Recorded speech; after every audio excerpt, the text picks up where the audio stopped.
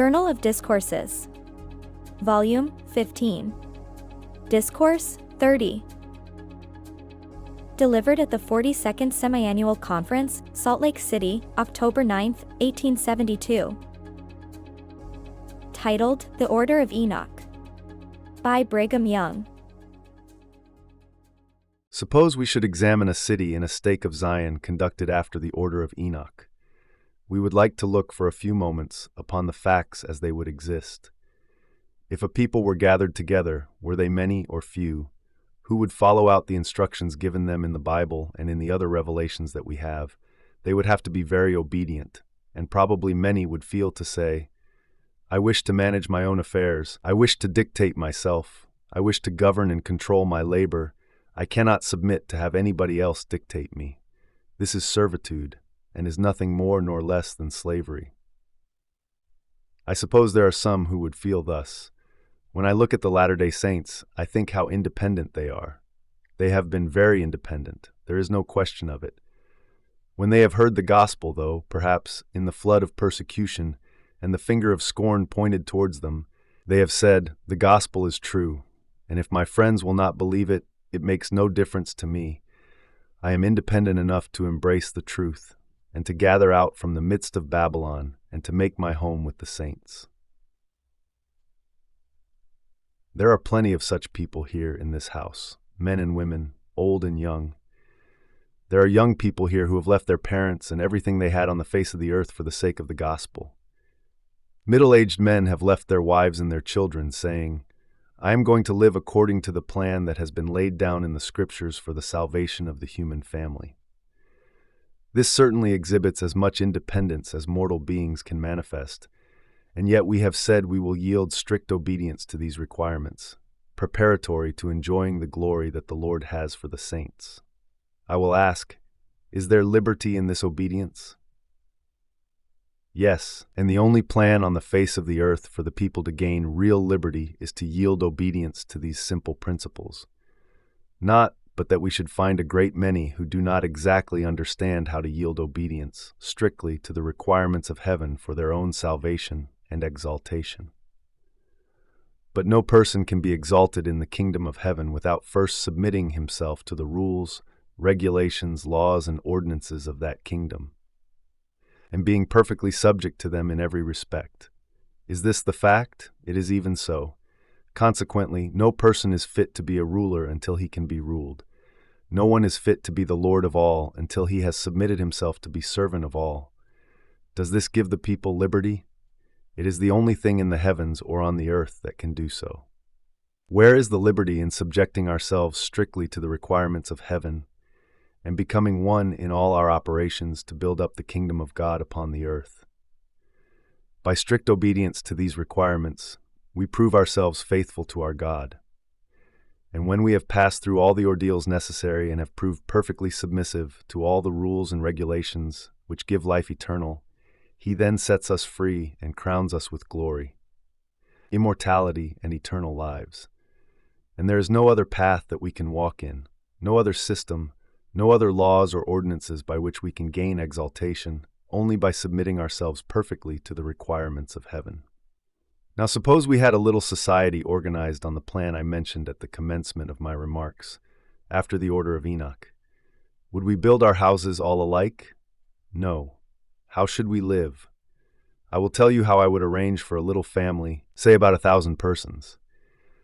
I would build houses expressly for their convenience in cooking, washing, and every department of their domestic arrangements. Instead of having every woman getting up in the morning and fussing around a cook stove or over the fire, cooking a little food for 2 or 3 or half a dozen persons, or a dozen, as the case may be, she would have nothing to do but to go to her work. Let me have my arrangement here, a hall in which I can seat 500 persons to eat, and I have my cooking apparatus, ranges, and ovens all prepared. And suppose we had a hall 100 feet long, with our cooking room attached to this hall. And there is a person at the farther end of the table, and he should telegraph that he wanted a warm beefsteak, and this is conveyed to him by a little railway, perhaps under the table, and he or she may take her beefsteak. What do you want to take with it? A cup of tea, a cup of coffee, a cup of milk, piece of toast, or something or other, no matter what they call for, it is conveyed to them and they take it. And we can seat 500 at once and serve them all in a very few minutes. And when they have all eaten, the dishes are piled together, slipped under the table, and run back to the ones who wash them.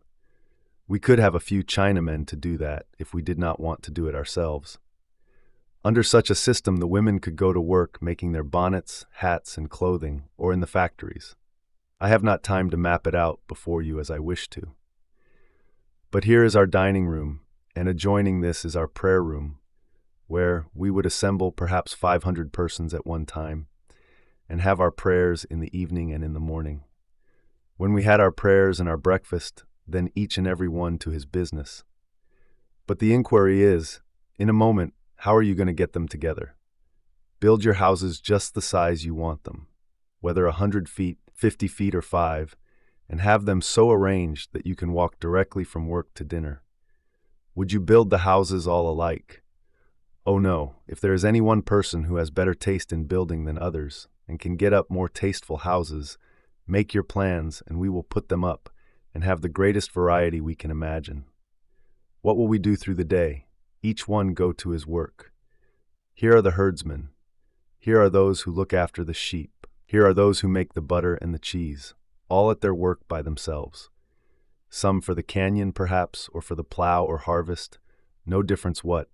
Each and every class is organized, and all labor and perform their part. Will we have the cows in the city? No. Will we have the pig pens in the city? No. Will we have any of our outhouses in the city? No.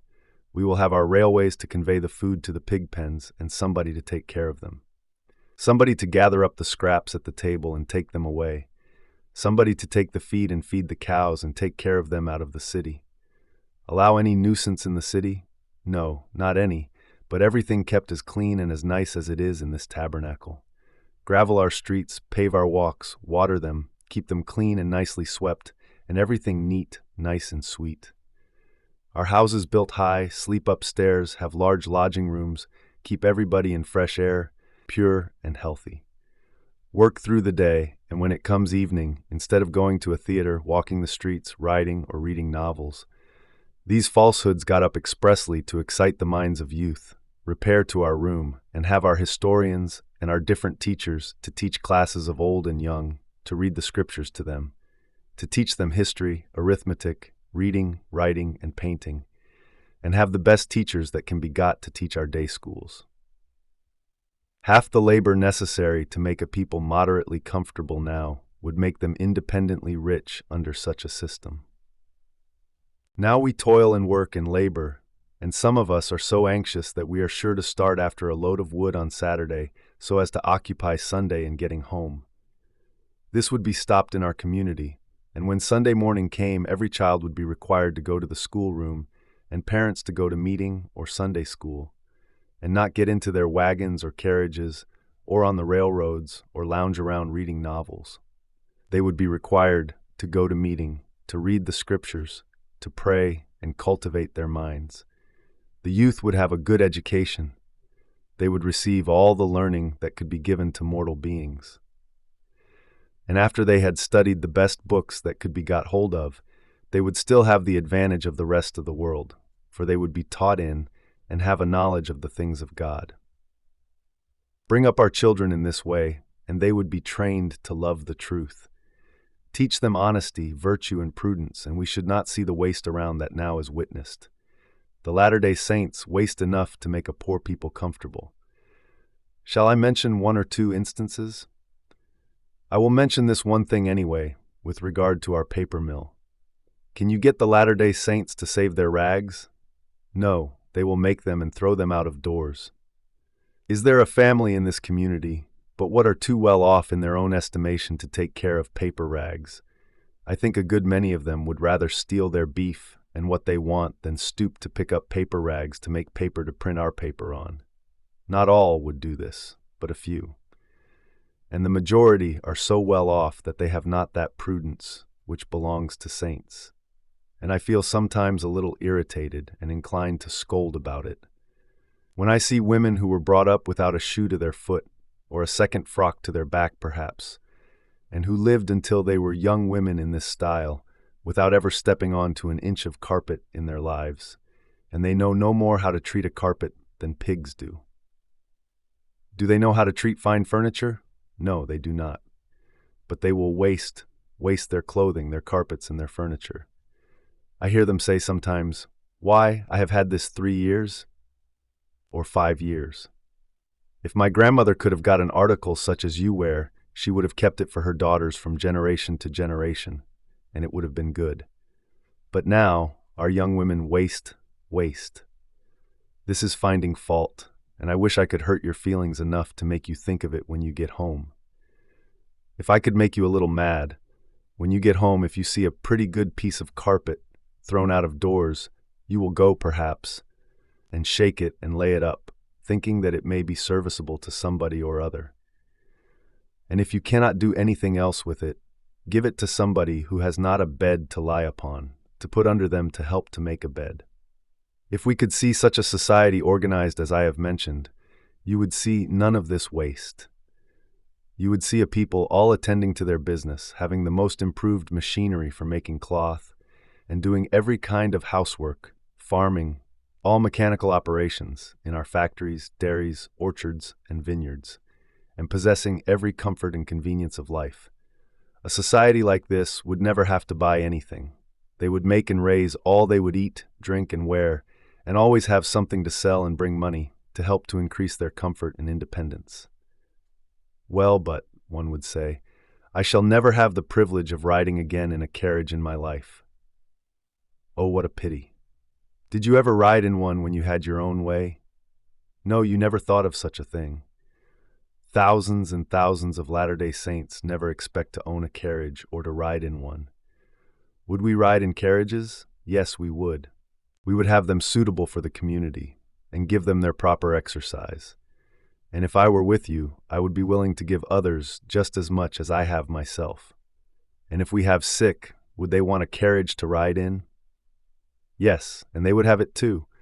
We would have nice ones to carry out the sick, aged, and infirm, and give them exercise, and give them a good place to sleep in, good food to eat, good company to be with them and take care of them. Would not this be hard? Yes, I should hope so. If I had the privilege and the power, I would not introduce a system for my brethren and myself to live under, unless it would try our faith. I do not want to live without having my faith and patience tried. They are pretty well tried. I do not know how many there are who would endure what I endure with regard to faith and patience, and then be persevering in the midst of it all. But I would not form a society, nor ask an individual to go to heaven by breaking all the bones in his body and putting him in a silver basket, and then, hitching him to a kite, send him up there.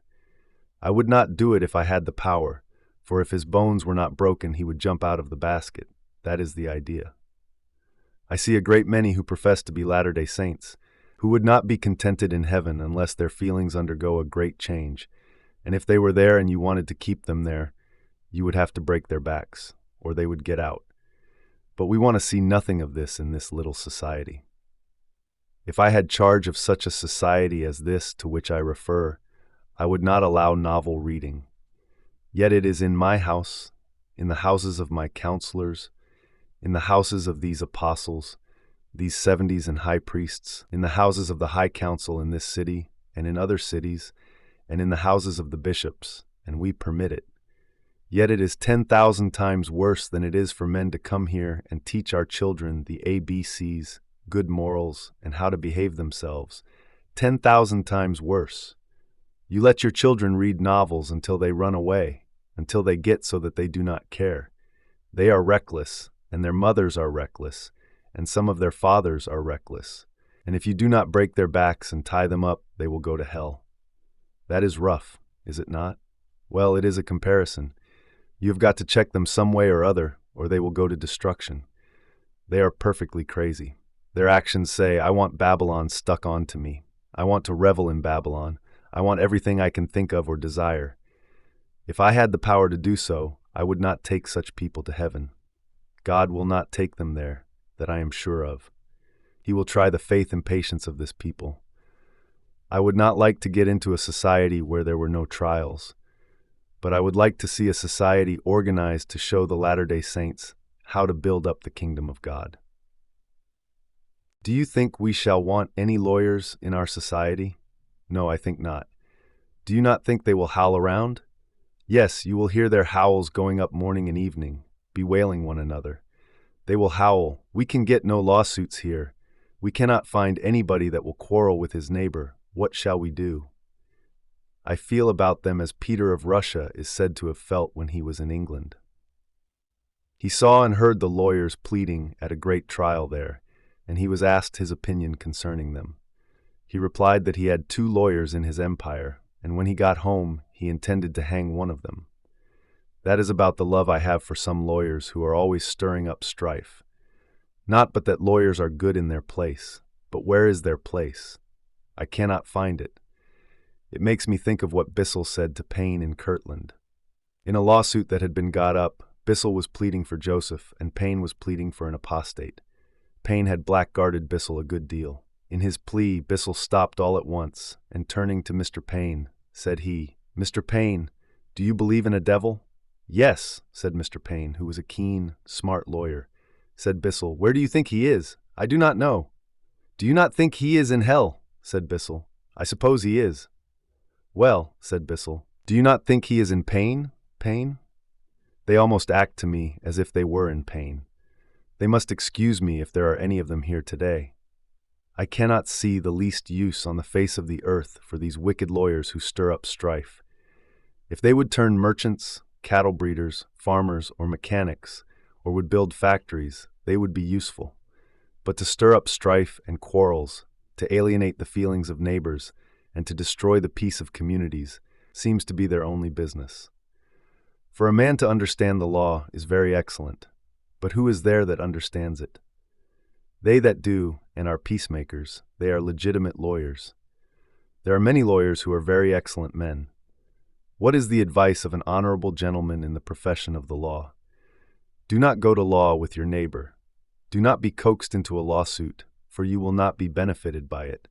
If you do go to law, you will hate your neighbor, and you will finally have to pick some of your neighbors who hoe potatoes and corn, who work in the cabinet shop, at the carpenter's bench, or at the blacksmith's forge, to settle it for you. You will have to pick 10, 12, 18, or 24 of them, as the case may be, to act as a jury, and your case goes before them to decide. They are not lawyers, but they understand truth and justice, and they have got to judge the case at last. Why not do this at first, and say we will arbitrate this case, and we will have no lawsuit and no difficulty with our neighbor to alienate our feelings one from another? This is the way we should do as a community. Would you want doctors? Yes, to set bones. We should want a good surgeon for that, or to cut off a limb.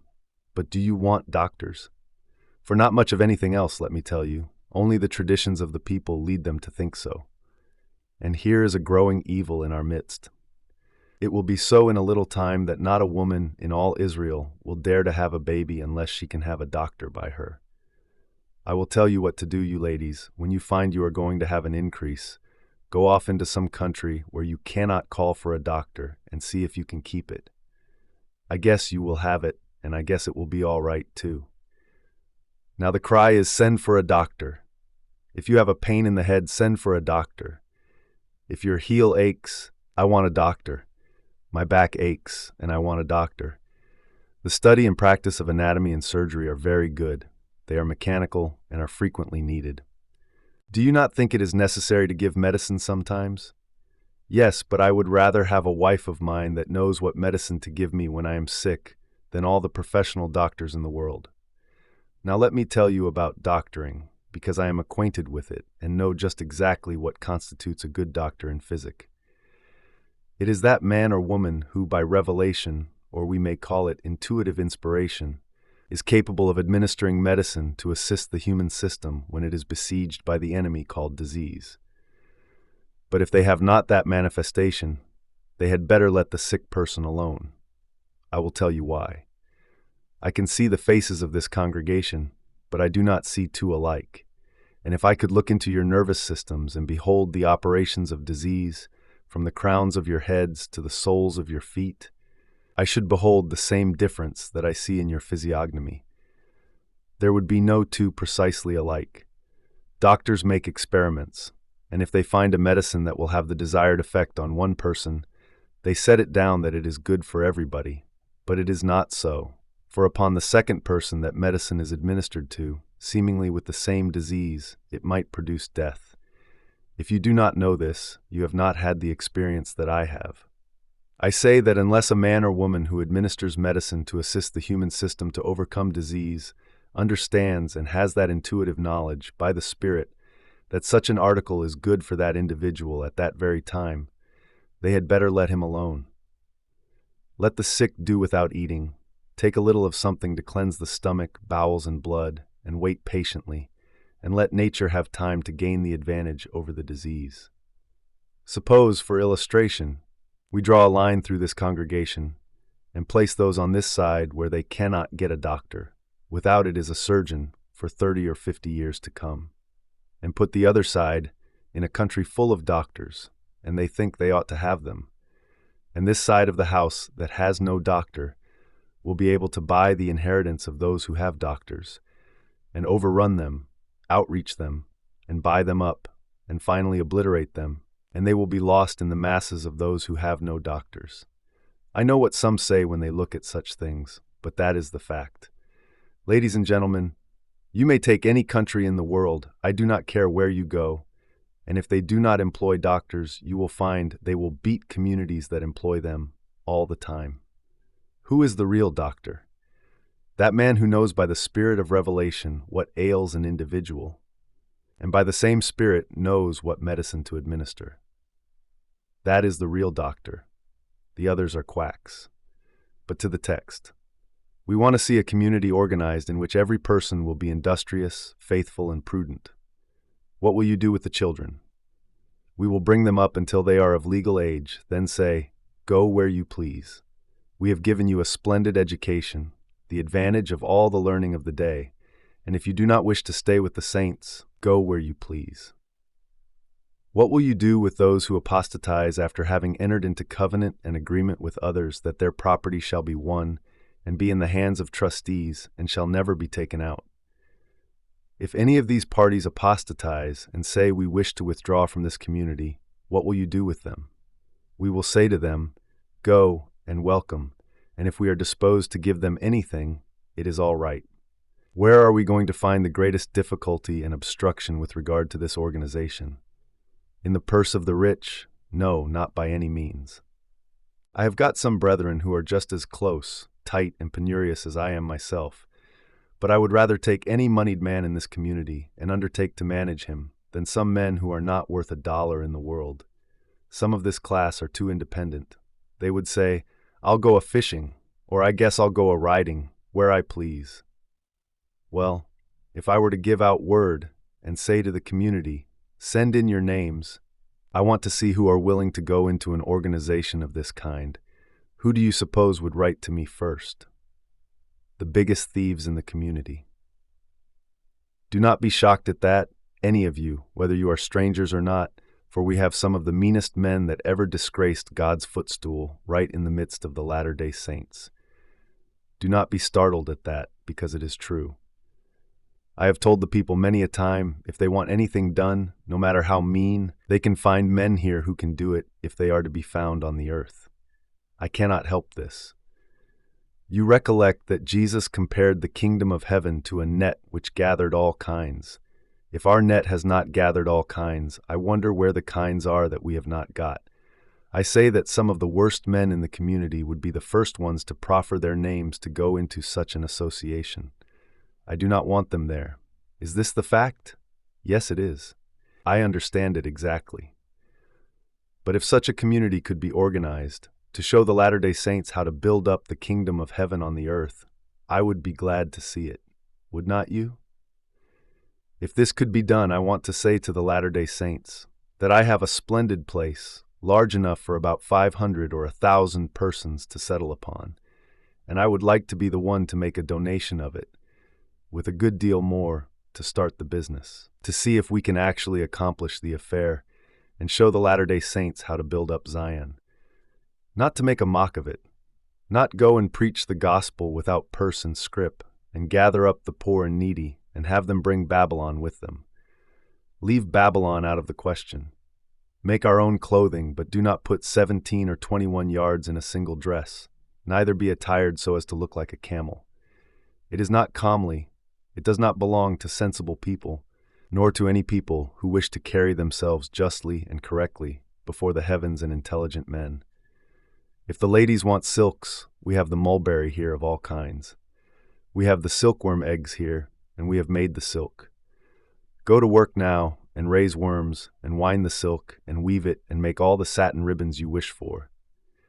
We have men and women here who did nothing in their lives before they came here, but weave satin ribbons and satin cloth. This is their business. They know how to get it up. If you will raise the silk, dress yourselves just as beautifully as you please. By and by, when this people learn the value of the mulberry and the silkworm, you will see the women with their few trees in their yards and around their lots, and for shade trees in the streets. And the children will be picking the leaves and feeding the worms, and they will get up silk dresses here like those in the East Indies. The silk dresses they make there, you can put them on and wear them until you are tired of them, and almost from generation to generation. We can make them here just as good. And we can have coats and vests and pants made of our homegrown material, which a man would wear for his best suit and hand down to his posterity. When we have learned the worth of silk, we will make it and use it instead of linen. We have a splendid country for raising silk, but not a good country to raise flax in. Splendid for raising wool, grain, fruit, vegetables, cattle, milk, butter, and cheese, and here we are importing our cheese. We ought to be making cheese by the hundreds of tons. We ought to export it in quantities. But instead of that, we are sending to the States for it. Where are your cows? Have you taken care of them? If you see a community organized as they should be, they will take care of their calves. They will have something to feed them on in the winter, and they will take care of their stock and not let it perish. What a sin it is to the Latter-day Saints, if they did but know it, to abuse their stock, their cattle, milk cows, and horses. Through the summer they will work and use them, and in the winter turn them out to live or die as they can, taking no care of that which God has given them. Were it not for the ignorance of the people, the Lord would curse them for such things. We ought to learn some of these facts, and try to shape our lives so as to be useful. Let the men make their lives useful. Let the women make their lives useful. Mothers, teach your daughters how to keep house and not how to spend everything they can get hold of. I will just say a few words on this subject. We have hundreds of young men here who dare not take girls for wives. Why? Because the very first thing, they want a horse and buggy and a piano. They want somebody to come every day to give them lessons on the piano. They want 2 hired girls in a mansion so that they can entertain company, and the boys are afraid to marry them. Now, mothers, teach your girls better things than these. What are the facts in the case? If you had been brought up to know what property, fine furniture, carpets, and so on was worth, you would take care of it and be prudent in the use of it, and teach your girls to take care instead of wasting it. Do you believe it? This does not hit all, but too many. I wish you would hearken to these things. I am taking up the time and not giving to others an opportunity to address you. We have not said what we want to say to the Latter-day Saints. We ought to have a house 4 times as large as this, and we ought to fill it. And we ought to sit together not only 4 days, but a week and perhaps 2 weeks, and leave home at home, leave Babylon in Babylon, leave everything and come here to worship the living God and learn of his ways, that we may walk in his paths. This is our duty and what we should do. But there are so many who can hardly spend time to go to meeting on the Sabbath day, and they can hardly spend time to go to conference. They have so much business on hand, so many cattle to take care of. They have money to let out or money to borrow. They have men to see to or something or other, and it seems as if the affections of the people are hankering after the things of this world too much, too much. Stop, Latter-day Saints, and reckon with yourselves. and find whether you are actually in the path of obedience to the requirements of heaven or not. Some suppose that they are serving God and are on the road to eternal life, but many will find they are mistaken if they are not careful. We had better reckon with ourselves and look over our accounts and see how we stand before the Lord. See if we are doing good, if we are bestowing our substance on the poor, that they may have food to eat and habitations to dwell in, and be made comfortable. See if we are sending our means for the poor in foreign lands, and aiding to send the elders to preach to the nations and gather up the people and make them happy and comfortable. Instead of doing this, I fear that many are wandering away from the commandments of the Lord. O fools, and slow of heart to believe! We can get rich a great deal quicker by serving God than by serving ourselves, do a great deal better, and do a great deal more good. The earth is the Lord's and the fullness thereof. He is anxious and is waiting with extended arms and hands comparatively to pour the wealth of the world into the laps of the latter-day saints, if they will not give it away to their enemies. But now, just as soon as anything is given to the latter-day saints, they are looking from east to west and from north to south to see where they can strew that God gives them among their enemies, those who spurn the things of God and would destroy his kingdom from the earth. I say, let the Lord keep us poor rather than forsake our religion and turn away from it. Why cannot a man serve God with his pockets full of greenbacks and not lust after them one particle? If he cannot do it, he is lacking in wisdom, faith, and knowledge, and does not understand God and his ways. The heavens and the earth are full of blessings for the people. To whom do they belong? To our Father in heaven, and he wishes to bestow them upon his children when they can receive and dispose of them to his name's glory. We shall have to stop here. We are going to adjourn our conference, though we have not said half what we wish to say to you and to ourselves, for we want to be co-workers together. Now let me say to the First Presidency, to the apostles, to all the bishops in Israel, and to every quorum, and especially to those who are presiding officers, set that example before your wives and your children, before your neighbors and this people, that you can say, follow me as I follow Christ. When we do this, all is right, and our consciences are clear. God bless you. You were just listening to a discourse by President Brigham Young, delivered at the 42nd Semiannual Conference, Salt Lake City, October 9, 1872. This talk was titled, The Order of Enoch.